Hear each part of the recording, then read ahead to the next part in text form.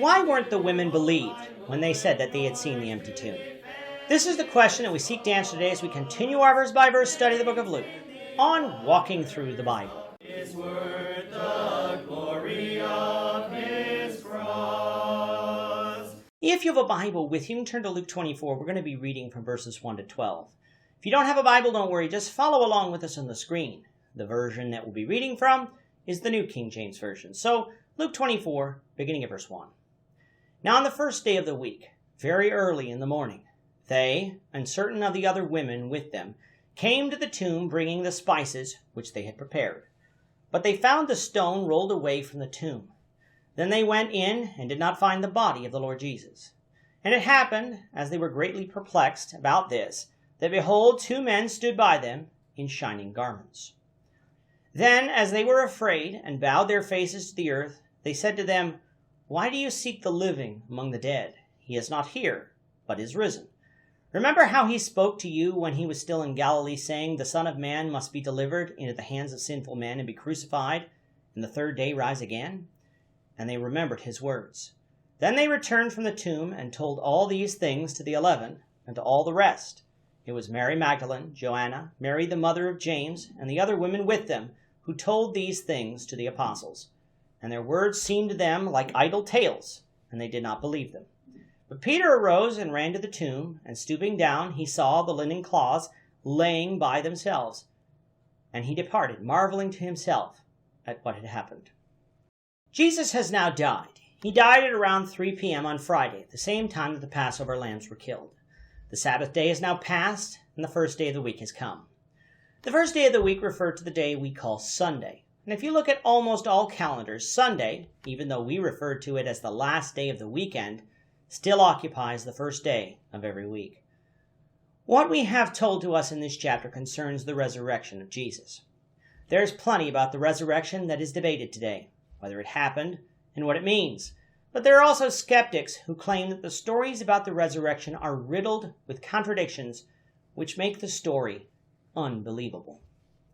This is our third look at the resurrection of Jesus in our walk through the Bible. And just as we said in Matthew and Mark, we're going to harmonize the gospel accounts of the resurrection during our study of John, which will take place, the Lord willing, after the next book we will cover, which is Numbers. So what we're going to do for this chapter is look solely as to how Luke records the resurrection. Again, it is the first day of the week, early in the morning. Certain of the women came to the tomb with the spices that they had prepared. Recall from chapter 23 that these women had witnessed where Jesus was buried, and because he was buried so close to the Sabbath day, proper embalming couldn't take place, so these women took it upon themselves to finish the burial job once the Sabbath was over. As they were coming to the tomb, they expected to find the stone there, which would have had to have been moved. However, when they arrived, they found the tomb open and the body of Jesus gone. This, of course, would confuse them, for where had the body of Jesus gone? Had it been stolen? Had it been moved? As they stood there confused, behold, two men in shining garments stood beside them. This would almost certainly have startled anyone, as it did these women who in fear bowed themselves to the earth. The men asked the women why they sought the living among the dead, for Jesus was not there, he is risen. That statement alone didn't prove anything, so the men directed the women's thoughts to what Jesus had told them in Galilee, in places like Luke 9, 21 and 22, when he told them that he would die at the hands of sinful men and rise the third day. It is this prediction of Jesus that trips up many people, for if the way we've reckoned days is correct, Jesus has been only dead for at most 40 hours, which of course is much less than the 72 hours of a literal 3 days. Moreover, they say that Jesus would be dead for 3 days and 2 nights, not 3 days and 3 nights. That's why people try to move Jesus' death to Thursday afternoon, making Friday a special Sabbath due to the Passover time, in addition to the actual Sabbath, with the women coming to the tomb on Sunday. Moving Jesus' death to Thursday afternoon allows Jesus to be dead around 65 hours, which of course is closer to 72. But doing this creates a problem. Jesus would be dead for parts of 4 days. He would die on Thursday, be dead all day Friday and Saturday, and would be dead for part of Sunday before rising again. In total, that's 4 days and 3 nights.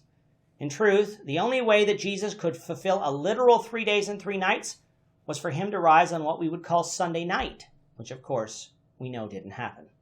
So how do we reconcile Jesus' teaching with what actually happened?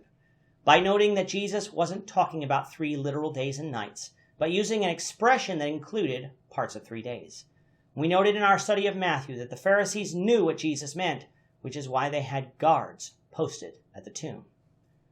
Even the 2 men in white clothing make clear that that's what Jesus meant by saying that Jesus taught he would rise the 3rd day. If you're watching on your computer or phones right now, pull up your calendar. If you start counting on Friday and go to Sunday, what day is Sunday? The 3rd day.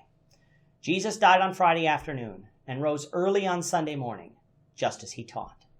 Knowing that Jesus had risen, the women, who were identified as Mary Magdalene, Joanna, Mary, the mother of James, and some others, went and told the apostles. Yet they were not believed. Why? Because the apostles thought they were telling idle tales. Sadly, women are often seen as gossips and ones who have wild imaginations. And while some women certainly are gossips, just like some men are, that doesn't mean that women shouldn't be believed.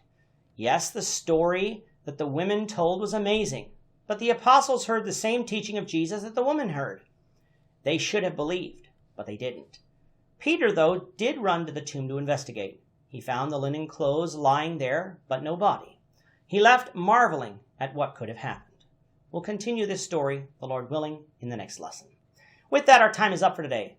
The Lord willing, we hope you'll join us for tomorrow's discussion of Luke chapter 24, verses 13 to 27, as we continue our walk through the Bible, one verse at a time. Thank you for watching today's episode. We hope that you found it edifying and ask that you not only subscribe to our channel and podcast, but that you like and share this episode among your friends, so that the saving gospel of Jesus Christ can go out to the whole world.